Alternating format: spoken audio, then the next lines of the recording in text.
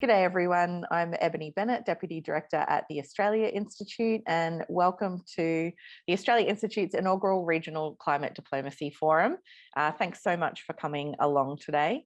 I'd like to begin by acknowledging that I live and work on Ngunnawal and Ngambri country and pay my respects to elders past and present and to the traditional owners, and acknowledge that sovereignty was never ceded here, and this always was and always will be Aboriginal land.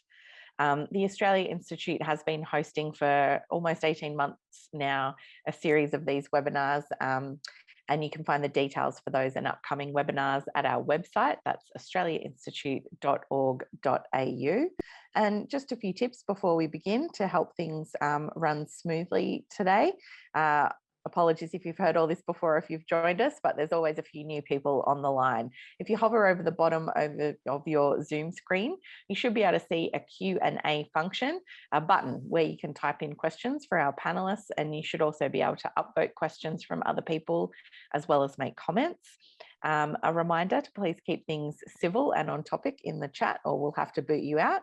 We don't do it very often, but we will if we have to. And finally, a reminder that this discussion is being recorded and it will be posted up on the Australia Institute's YouTube channel as soon as we can after this has finished. That's australiainstitute.tv if you're searching for it. As mentioned, today is all about climate, and we are just waiting on the line for the Prime Minister to come on with us. My understanding is she's coming from a cabinet meeting, so hopefully she'll be with us very shortly. But to kind of kick us off today, I guess, really one of the big issues facing the whole globe, apart from the global pandemic, is obviously climate change. We're all in the lead up to the Glasgow COP Climate Summit, and despite contributing little to global emissions, the Blue Pacific is really at the front line of climate impacts, and Pacific Island leaders have long called for more urgent and ambitious action on climate change, particularly from Australia, its neighbour. And we're only 4 weeks out from COP26, the international climate negotiations that will be happening in Glasgow. And the parties will be expected to come to Glasgow with increased targets and ambitions. And that's really for us to have any hope of achieving the Paris goal of limiting temperatures to 1.5 degrees. Today, we are privileged to have as our special guest the Honourable Fiame Naomi Mata'afa, the Prime Minister of Samoa. And we also welcome Gladys Habu, a youth climate activist from the Solomon Islands, who's passionate about amplifying the voice of Pacific Island states on regional and international stages, as well as our own Richie Merzian, Director of the Australia Institute's Climate and Energy Program. Richie is a former Australian government representative to the UN climate negotiations, so he's been to more than his fair share of COPs in his day. I'm just checking back in. We still don't have the Prime Minister just yet, but hopefully it won't be too long before she's joining us. Richie, before we begin and while we're waiting for the Prime Minister to join us, I just wonder if you could set the stage for us for COP26. We're 4 weeks out from Glasgow. What are we expecting from the Pacific and from the Australian government in particular? Thank you, Ebony. So COP26 is a particularly important UN climate conference. These conferences happen every year, but what makes this one important, or more important than usual, is that it represents sort of the 5-year mark following the Paris Agreement. 5 years obviously was last year, but much like the Olympics, it's been pushed a year. But that 5-year mark is important because it's a good opportunity to take stock and to see if we are on track to avoiding dangerous climate change. And what we know from the Intergovernmental Panel on Climate Change, through its 6th assessment report that was released earlier this year, is that we're not on track. Regardless of how much action we do take, we will inevitably hit 1.5 degrees of global warming. And that is supposed to be the limit that we set in the Paris Agreement. In fact, the reason we have that 1.5 degree mark is because of the leadership of Pacific Island countries in pushing for that to be the limit, to be the target. And unfortunately, the update is that we're going to surpass that. And so it is more important than ever that we all take stock, and every country, particularly large emitters, look at what they can do to increase their efforts in the short term. all the targets that were put forward ahead of the Paris Agreement need to be increased. Fortunately, you've seen many large emitters do that. The United States and President Biden held a summit in April, and at that summit announced that the US would halve its emissions. The UK will reduce its emissions by 68%, the EU 55%, Canada 40%, Japan 46%. So we've seen a number of developed countries take that leadership on board, increase their short-term targets. That's what COP26 is all about, and that's what we're hoping to see from the Australian government as well. But what will be particularly interesting is the role that Pacific Island countries play, and hopefully that's well timed with Prime Minister Mata'afa's arrival on our inaugural forum. I might pass it back to you, Ebony. Yeah, thank you. I can see that the Prime Minister has joined us now. Thank you so much for joining us. I might just hand over to our Executive Director, Ben Oquist, to formally introduce the Prime Minister of Samoa. Thanks, Ben. Thank you, Ebony, and thank you, Richie, for that impromptu stage setting of where we're at.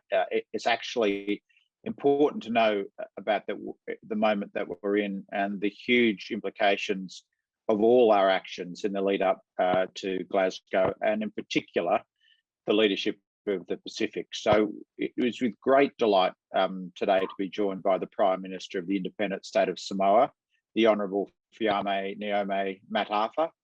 The Honourable Mata'afa has a long career representing the Samoan people in government office. She has spent 30 years in cabinet, most recently serving as the Minister for Natural Resources and the Environment, where she showed strong leadership on climate change and environmental concerns, representing her country at past climate change conferences like the one coming up in Glasgow.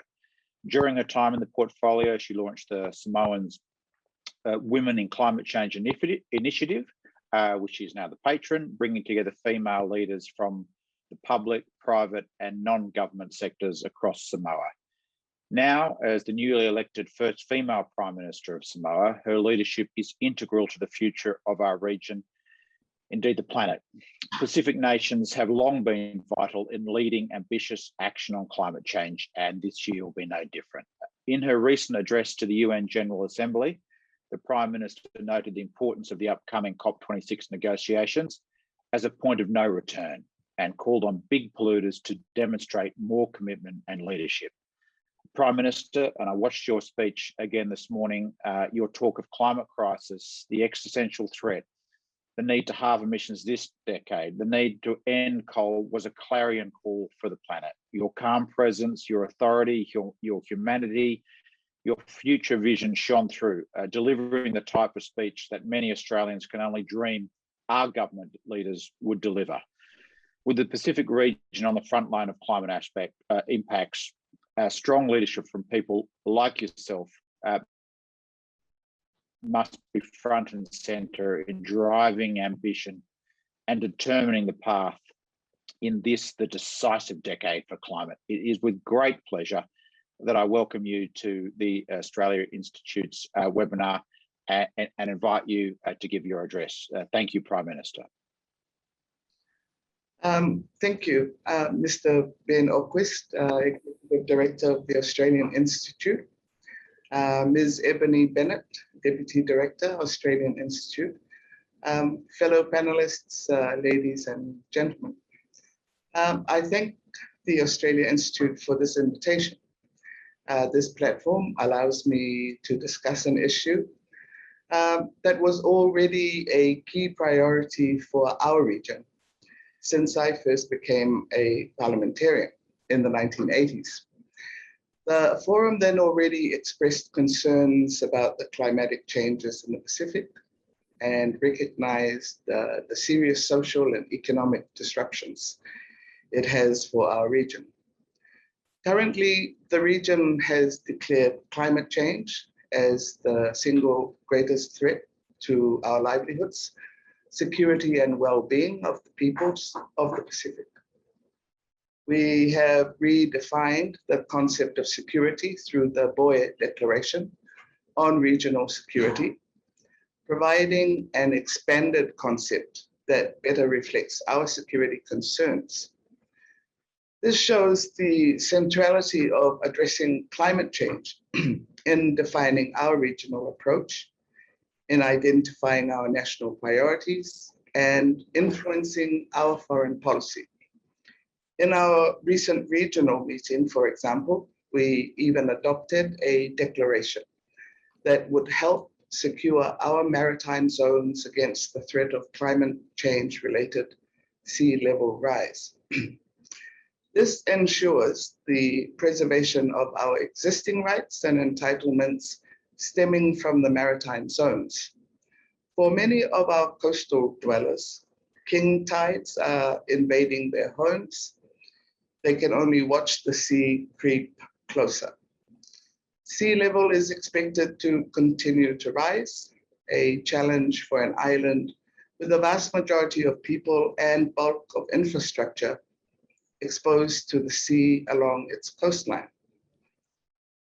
Over the course of the 21st century, the global climate model projections and climate science findings for Samoa indicate air temperature and sea surface will increase by 2030, more severe and frequent cyclones, increase in rainfall intensity leading to more flooding, and ocean acidification will continue to impact the health of our reef ecosystems. We have all heard about the recent IPCC reports and the unlivable predictions if we do not get our act together. It is no surprise, therefore, that climate change has continued to be a core priority and policy consideration for all our decisions across all sectors of our sustainable development. Samoa's enhanced climate change actions indicate our commitment to be part of the solution, despite our insignificant greenhouse gas emissions. Some of the important national climate actions taken include, firstly, the 2020 10-year Samoa climate change policy. It provides a clear national mandate for the coordination of climate change policies and actions. Our policy aims to strengthen our whole of government approach to empower a whole of society response to climate change. Secondly, Samoa has submitted its second nationally determined contribution, where we have increased ambition by including an economy-wide emissions reduction target. It also highlights important adaptation measures that are critical for building resilience. The NDC implementation roadmap and NDC investment plan will include adaptation targets and gender responsive considerations in the form of guidelines for promoting gender and social inclusion. Despite the COVID-19 situation, we spare no effort in ensuring we are on track to meet our Paris Agreement target of 100% renewable by 2025. Thirdly, securing climate financing is key to our efforts to implement our NDCs, and especially as our transition will be dependent on new and resilient infrastructures, technology shifts towards green buildings, climate-proofed roads, and protection of local community assets. Samoa has continued to successfully secure climate finance.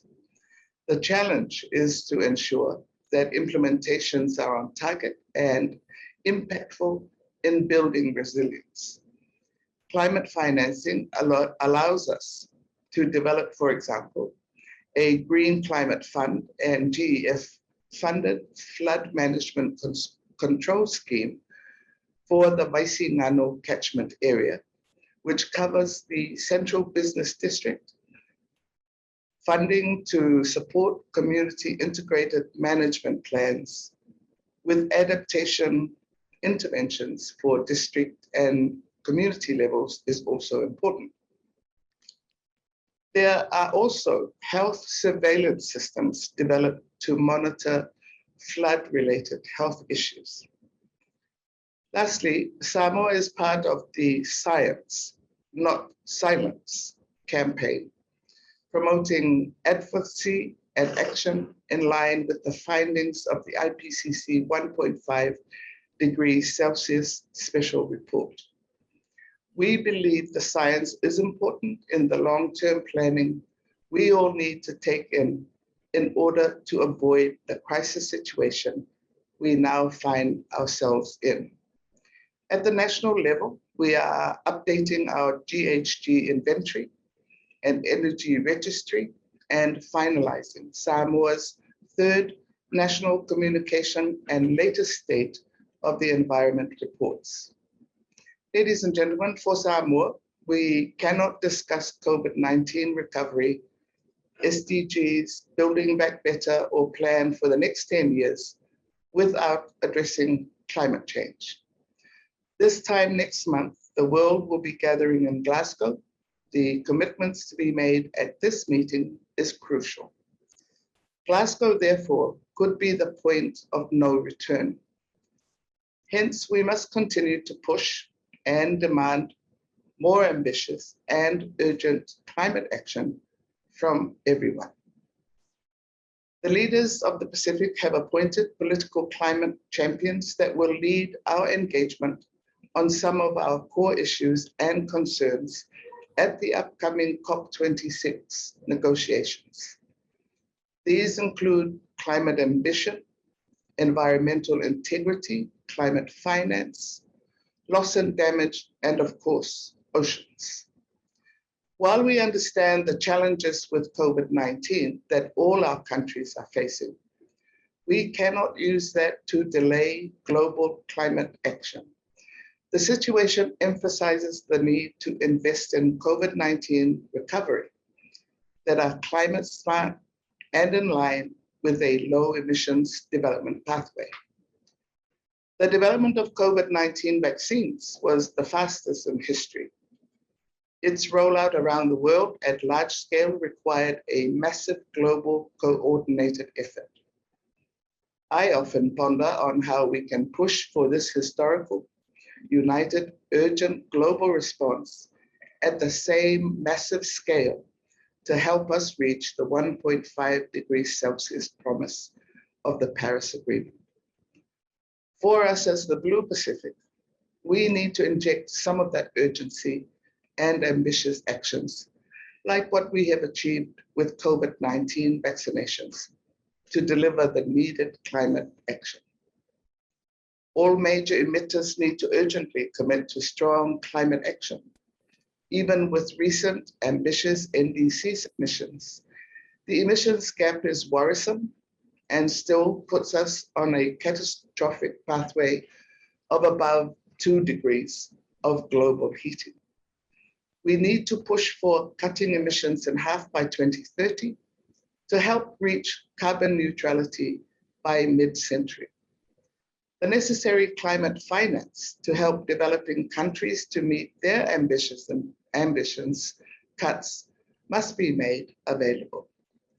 Keeping the US 100 billion promise a year is important, therefore, for global mitigation efforts.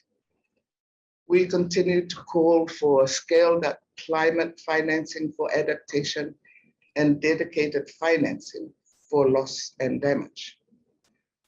While we call for COP26 to conclude negotiations on the Paris rulebook, it is important that it adopts a markets mechanism which delivers meaningful global emissions reductions.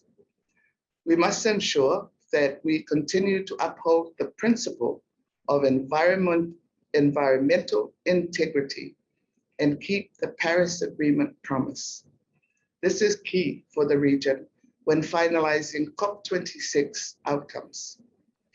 Lastly, but not the least, the ocean absorbs nearly a quarter of annual CO2 emissions and plays a central role in regulating the Earth's climate. Therefore, oceans needs to feature more in the work of UNFCCC. This is an important priority for the Blue Pacific.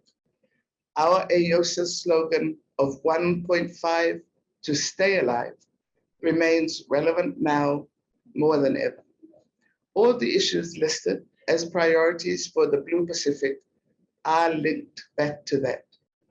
We need a 1.5-degree world. We need the commitment from everyone, starting with our own Blue Pacific family to our Asia Pacific family and all our partners and friends. Climate change is at the heart of our vulnerabilities as nations and peoples. The worst part for those of us most affected is the real solution is out of our hands. Hence, we urge those who can make a difference to do so immediately. Thank you. Thank you so much. We really appreciate you coming along to talk to everyone here today, and thank you for that wonderful address. I can see that we've got over 500 people on the line with us here, and I know people have a number of questions. I will ask you to type those into the Q&A box and we'll get to them very shortly. Prime Minister, if I may have a follow-up question there. You talked a lot about the impacts that the Pacific feels from climate change, and you touched on loss and damage and financing. Obviously, Pacific communities are on the front line of climate impacts and have the most risk at risk to lose, despite, as you pointed out, contributing almost nothing to climate change. I just wondered if you could talk about how the COP can address that disparity through things like loss and damage and climate financing, but also specifically the role that the Pacific plays in advocating for that greater ambition. Well, the issue of loss and damage, I think, is an issue that is still, I suppose, at a level of discussion whether, it's a matter that our global forum wants to consider or not. I mean, that's still, I think, the stage at where that situation is at. But it's very critical for us in the Pacific that the issue of loss and damage is on the table. Given our specific situations, we're small, developing states, the impact of loss, on our populations happens at a level of impact that is very intense. It's immediate. It's not something that is incremental. And so I think special attention needs to be given to the issue, and we are still advocating strongly for the loss and damage dialogue. Because I think our situations would be such that if there is no consideration for that, our progress, if there's been any progress, it will just put us back further and further to meet our development goals and ensure a quality of life for our people. Gladys, I might direct my next question to you. You're a youth advocate for climate action, and I know you recently met with the COP26 President, Alok Sharma, alongside other Pacific people. I was just going to ask you about why youth leadership is so important when it comes to climate. It's certainly been really important for showing some leadership here in Australia. Thank you, Ebony. Before I answer your question, I just wanted to really acknowledge the opportunity to be part of this session. I really am humbled to listen to and speak with in person our Samoan Prime Minister, Honourable Fiame. Being a female leader yourself in our region and fighting a brave front on behalf of all of us is amazing. And I really appreciate you advocating with that powerful speech at the start of this session.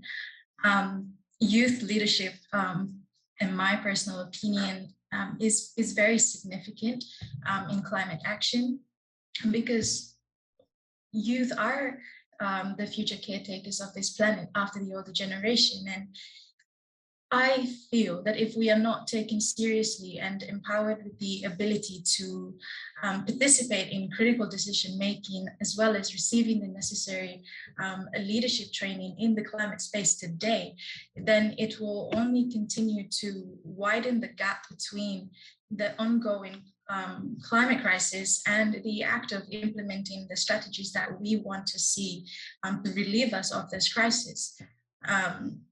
With all our small island developing states fighting on the front line, young people are most vulnerable.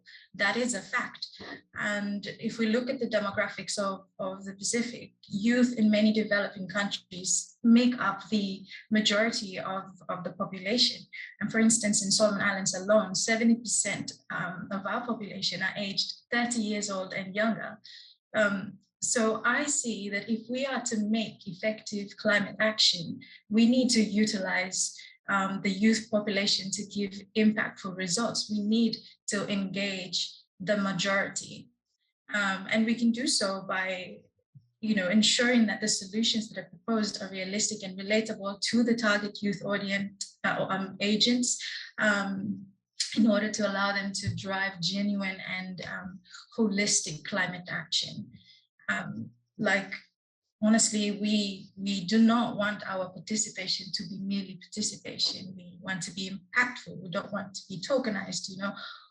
We don't want any more of this invitations coming in saying we want to invite you because it is a part of our policy to have youth involvement. We want to be invited to the climate discussion table because we want a seat there, and you want to listen to us, and you want to action our call. And I think that is very important going forward in this crisis. And I really, really hope that coming out of COP26, we get increased youth representation, especially from Pacific Islands nations, going forward. Thank you so much. The next question again is for you, Prime Minister. I wanted to ask about, we've talked a little bit about the role of the Pacific, but it seems to have had a lot more effectiveness when working as a regional bloc to achieve progress on key issues such as the Samoa Pathway, the SDG 14 for sustainable oceans and things like that. How important is it for the Pacific and other small island states, I guess, to act collectively? And are you expecting that working together and using that regional cooperation is really going to help push ambition at Glasgow on any particular issue, I guess? Yes, of course. In 2017, the forum leaders endorsed the Blue Pacific narrative as the core driver of collective action for advancing the leadership vision under the framework for Pacific regionalism. It inspires us to assert, our shared ocean geography and resources for the security and good of our ocean and the prosperity of our people. Working together as a small island developing states is vital for the security and prosperity of our countries. Our collective weight as AOSIS and PSIDS enhances our region's voice to leverage imperative actions and solutions, as well as political pressure, both regionally and internationally.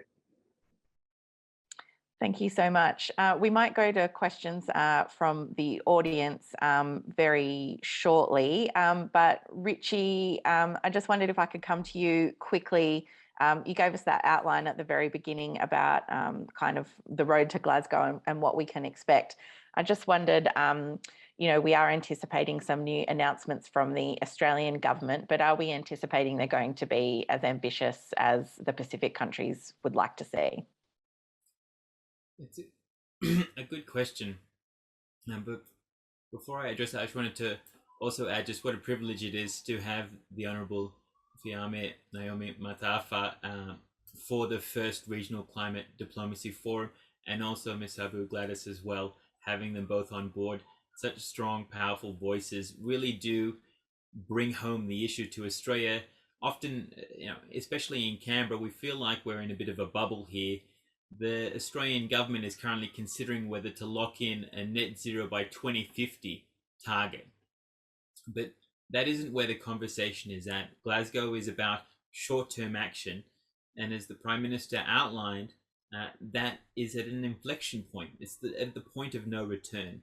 If we don't increase ambition at this particular meeting, then we are inbound for dangerous climate change, and our neighbours will be on the front line of those impacts.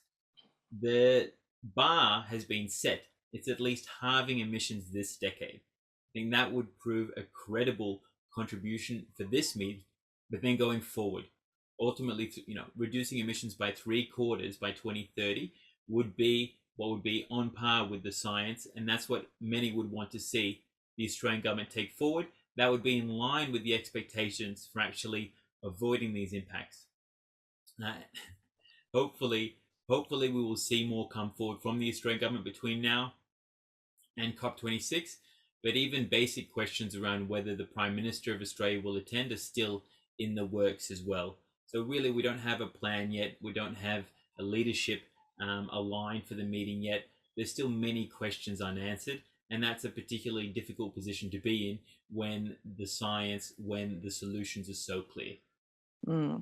Thank you, Richie. We might go now to some questions that we've got here from the audience, and I know that we've got a couple of journalists on the line here as well, so I'll try and get to some of your questions. The first one is from Tom Stainer from SBS World News. His question is to you, Prime Minister. He says, in your view, does Australia need to increase its 2030 emissions reduction target? If so, by how much? And should the Australian Prime Minister, Scott Morrison, attend COP26? Well, yes, of course, given what my opening statement, we would like Australia to do that. I don't have an exact number of a level of reduction that we would ask with the Australians. I think it's a bit unfair, actually, for the journalists to be asking me these questions. Mr. Morrison will not like me for giving these answers, but this is not new to him. The Pacific position has always been very clear. As to Mr. Morrison's attendance, well, that's really up to the Australian government. We ourselves are finding it very difficult to make our way to Glasgow, and even more challenging on the way back. So we still have to make a decision about our attendance, in the COVID environment. Thank you so much. The next question is for you as well, Prime Minister. It's from Jill Rogerson. She asks, would you expand on the gender responsive considerations of your climate response, which I think you touched on in your opening remarks?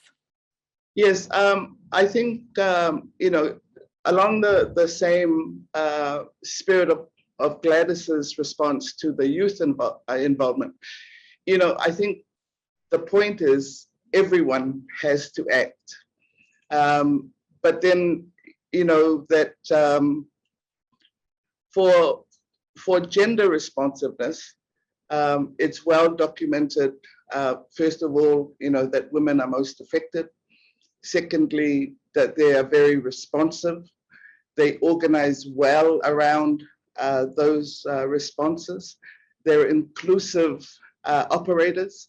So, these are all the grounds why it is so important that, starting right from the policy level, that there is recognition that there is that resource available, to the effort of meeting the climate change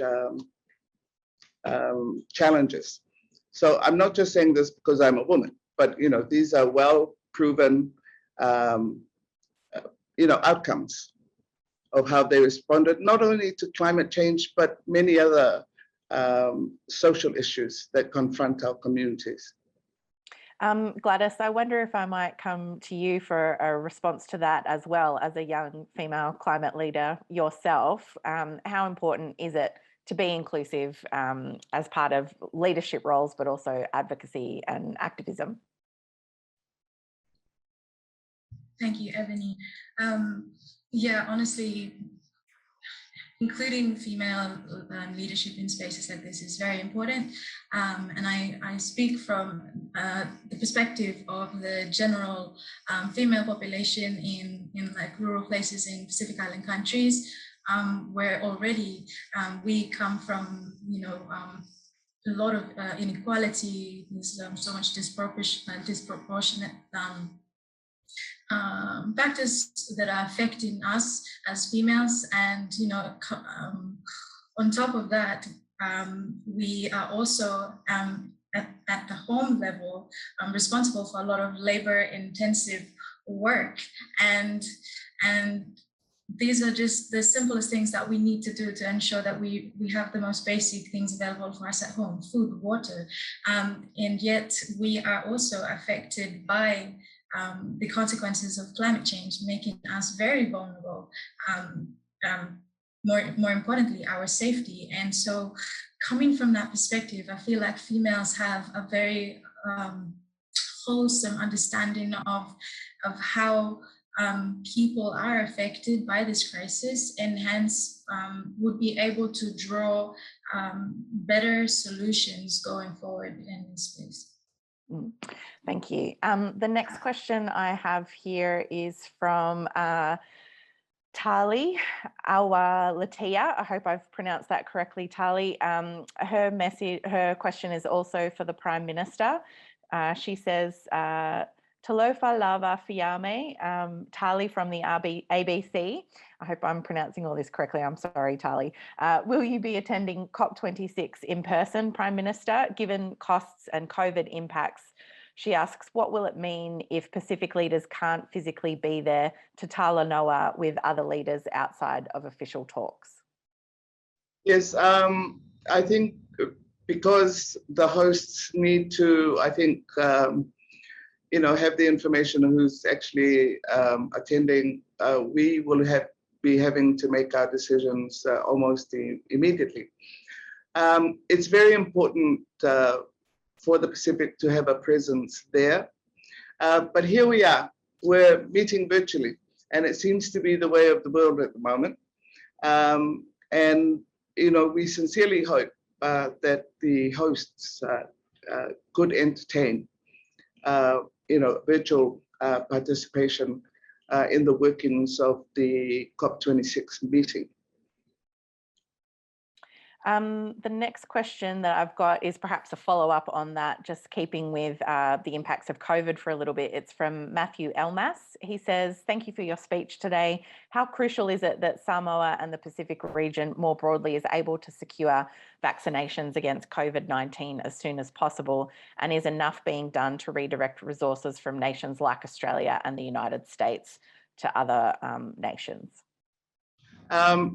For Samoa, and I think it is the same for our Pacific neighbors, we've been very fortunate through various support systems to receive a full or almost full complement of vaccinations.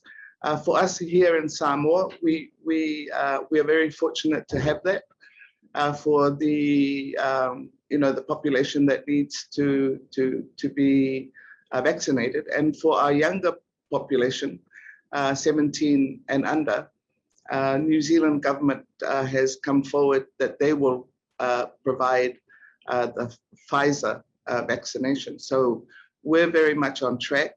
We're at about 97% for the first shot.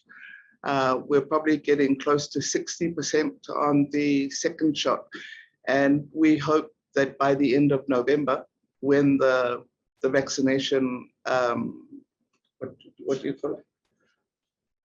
Oh, the shelf life, yes, will finish by end of November. So we've got a deadline that we need to meet. We had a 2-day lockdown last week. where we did a whole of country mass vaccination. So that has helped make the push to reach the targets that we want to reach. But we've been very fortunate. The various partners have worked successfully to provide the vaccinations for our country, and as I understand it, for the Pacific in general. The next question is from Joe Moiono Colio, who's a climate advisor to the Vatican. He says, Talofa Prime Minister, the Paris Agreement mandates emissions reduction from the consumption side, but isn't as strong on the supply side.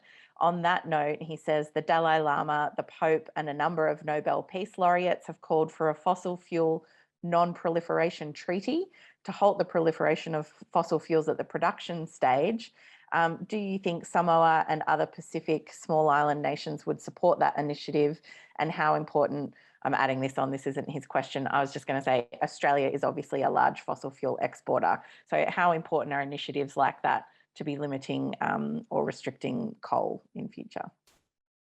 I think it's an excellent initiative. And given the positions that we've taken over the time, it would not present us with any issues to support such an initiative.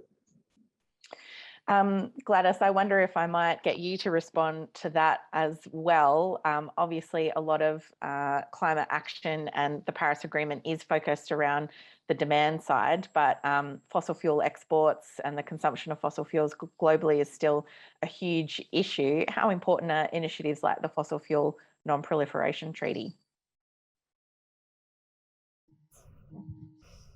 Thanks, Ebony.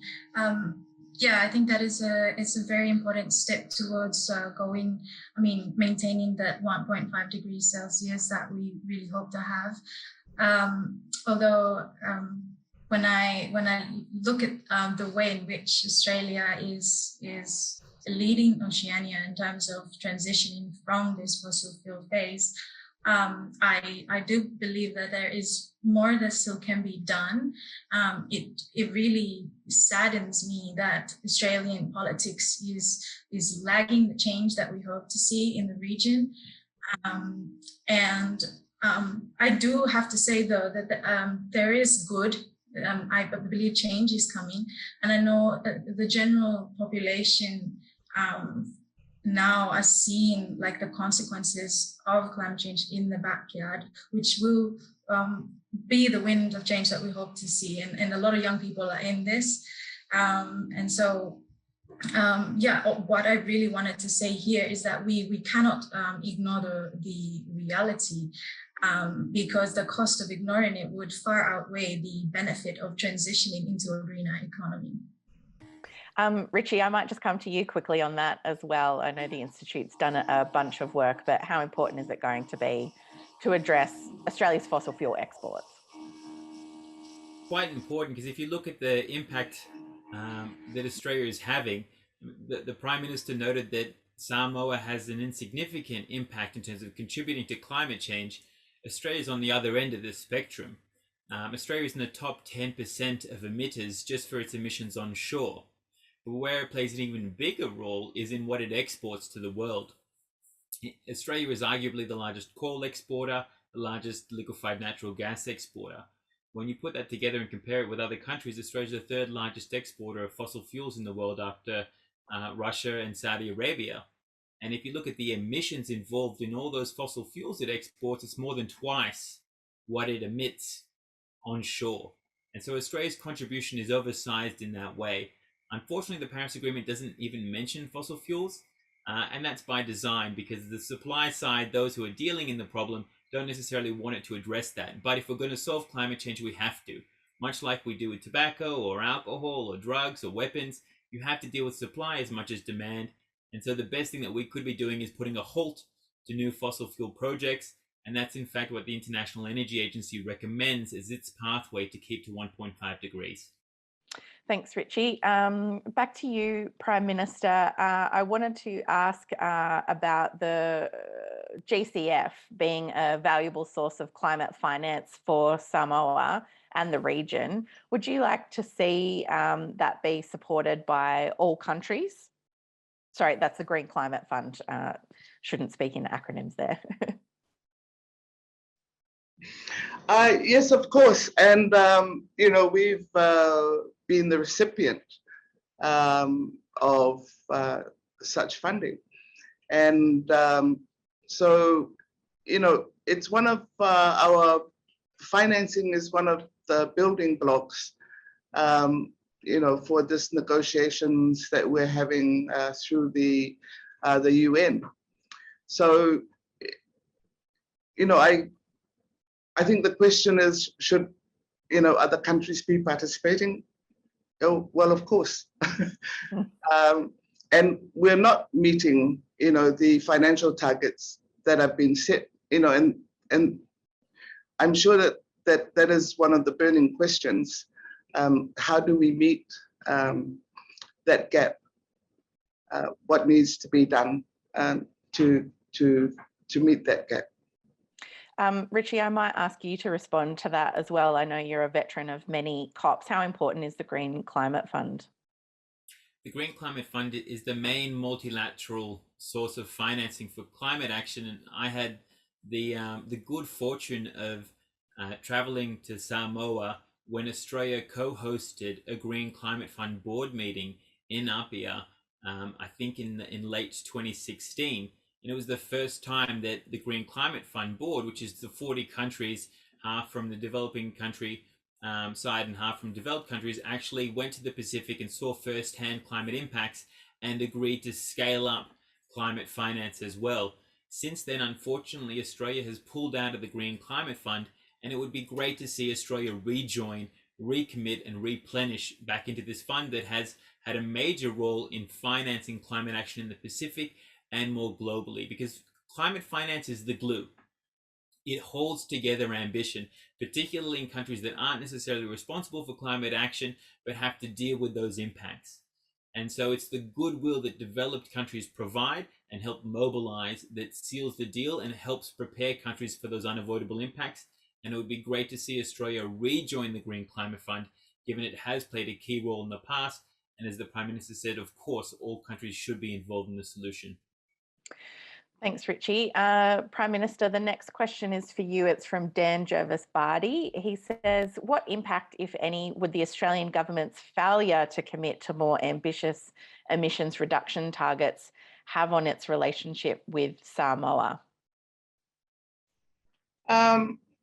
Well, in any relationship, there are things that you agree on and things you don't agree on. So, you carry on with what you agree on, and you continue to dialogue and negotiate on, on issues that still needs work. I think, with this discussion about security, for instance, so, the environmental security for us is priority. So, we've had discussions on, what are the definitions of security, including environmental security and so forth. And, there's even now moves internationally with the international courts on what would be considered, crimes against the environment. So, all that kind of discussion is taking place because of the impact that climate change is having on all our lives. So, we will continue to have the conversation with Australia. I don't think we will get to the point where we say, okay, we're going to cut off diplomatic ties or so forth. That's not how it works. In any kind of relationship or community, whether small community, large community, global community, you hope, and this is a Samoan way for us too, we always want to be at the table and to continue to be talking. Gladys, the next question is from you. It's from Anastasia Lay-Sam. They say, Talofa, Fiame and Gladys, in talking about youth leadership in climate change, is there a good representation of youth at the COPs? And is there any changes you would like to see in COP26 to improve youth representation given its importance? Thanks, Gladys. Thanks, Ebony. To be honest, I think over the years, youth representation has improved so slowly, although I do believe that we are, or Pacific Small Island Developing States are still underrepresented at a lot of these global events, including COPs. And so going into COP26, I'm really hoping that this is one of the priorities to increase youth Pacific representation in these discussions. Although I understand it will be very difficult considering the pandemic and travel restrictions and all that. So alluring to what the Honourable Prime Minister said before, hopefully we could maximize this by having the opportunity to join in virtually, because yeah, I believe the youth voice is very much needed. The next question is from Paniani Patu, who asks, what can Australia do to lead the way to advocate and pursue the Glasgow COP26 target of 1.5 degrees? Prime Minister, I might address that one to you. Well, I'm not Australian. I know what I would do if I was going to Glasgow, but I think it's a bit unfair to ask me what Australia would do. But I mean, we all know Australia's situation or their position, you know, with regards to climate change. I don't know. I mean, I think Richie's suggestion, you know, is perhaps they could come back to the financing table. That would be a good start. You know, take away one hand, put in with the other hand. You know, that's the way things work. Thank you. Richie, I might just get you to respond to that. If you could talk to the Prime Minister today and give him some advice, what would your advice be? Sure, I'll take that one as the token Australian.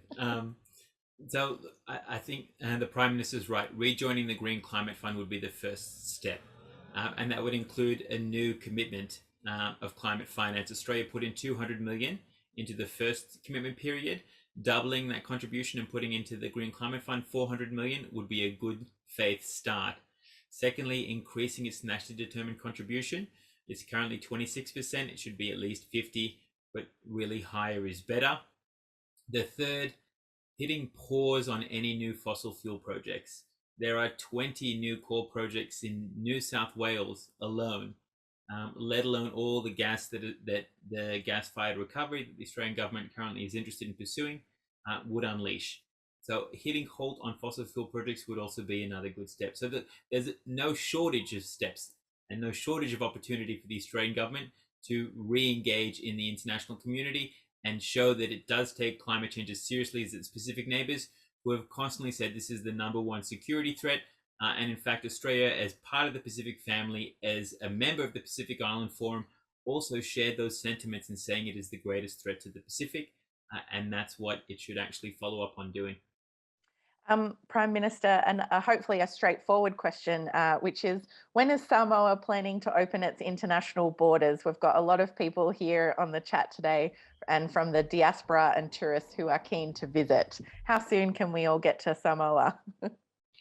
Well, we're all keen for all of us to visit each other. I'm sorry that I cannot give you a set date. You know, we seem to be living in a world of uncertainty. We've just signed a one-way quarantine-free arrangement with New Zealand, starting with a class of people, what do you call it, the workers, the RSE workers. But through those negotiations, we've also put in our students, some of our medical cases, Samoans with New Zealand passports. So, this could be a similar arrangement with Australia. I mean, already we have our seasonal workers coming over to Australia. So it's very much sort of prioritizing sort of economic elements, but the social ones, people returning families or uniting families or just having a holiday. I think those kind of things are going to still take a while before that happens. Thank you. Ben, I wonder if I might come to you for some final thank yous. Thank you, Ebony, and thank you, Prime Minister. Before I thank the Prime Minister formally, thank you, Ebony, for hosting us today and all your good humour and professionalism in grace in hosting these events, which I think are really playing an important part in our democracy, actually. There's some big debates going on. We've touched on some of them today, and allowing the Australian public to participate in them directly, I think has been one of the, if there are any upsides of the pandemic, and there aren't many, that's one of them. And hosting these and running these forums with, as I said, with such professionalism, grace, and good humour has been one of the only upsides. So thank you very much on behalf of Australia's democracy, Ebony, and Richie for putting us together here today. Your leadership at the Australia Institute, running its climate energy program. Your force of nature and working on so many fronts and driving that is leading to better outcomes for Australia and I think, in fact, the world. So thank you very much, not just for this, but everything you're doing and the leadership you're showing. Gladys, great to meet you too. Good luck getting to Glasgow if you can. We look forward to working with you some more in the future too. And thank you for everything you're doing. The planet needs strong advocates like the Prime Minister. But they also need the next generation, and it's great to hear from you today and your insights, and look forward to working with you some more. But finally, Prime Minister, thank you so much for your leadership through the pandemic and through the recent democratic challenges too that Samoa's had. It feels like to me that Samoa's coming through that stronger. That your democratic institutions have been tested, but your leadership has seen the country through that. And now the big challenges that the world faces, not just COVID, and you're having to handle all that Samoa, but the future challenges and the reality that the climate crisis is upon us, and that your vision and leadership shone through today as it did in the UN the other day. And I am just, not that you need it from me, but the planet so needs women like you to speak up strongly and with authority and with courage like you're doing. So all strength to your arm, and thank you for what you're doing for your country, but thank you for what you're trying to do for the planet. Australians need you and voices like you and action from leaders like you. Good luck with everything you're doing, and thank you so much for taking the time to share that knowledge and insights and vision directly with us and through us, the Australian public today. We really appreciate it. Thank you, Ben. And just to wrap it up, that is all we have time for. So thanks very much to everyone who has tuned in today. And thanks to our guests, the Honourable Fiame Mata'afa, Prime Minister of Samoa, Gladys Habu, Richie Merzian and Ben Oquist. We really appreciate all of your time today, and I know the audience has got a lot out of it. Thank you so much. Please join us over the next few weeks for some more exciting webinars. We've got another big climate week. Next week, we'll have our regular pole position webinar on Tuesday, but on Wednesday, please register today if you can. We're releasing Climate of the Nation. It's the Australia Institute's report. It's the longest running continuous survey of attitudes towards climate change in Australia. That'll be launched by the Shadow Minister, Chris Bowen. That's next Wednesday, October 13 at 11 a.m. And check out our podcast, Follow the Money, and subscribe wherever you normally listen to podcasts. We'd really appreciate that. Thank you so much, everyone, for joining us today. We hope to see you again soon. And thank you again to all of our guests.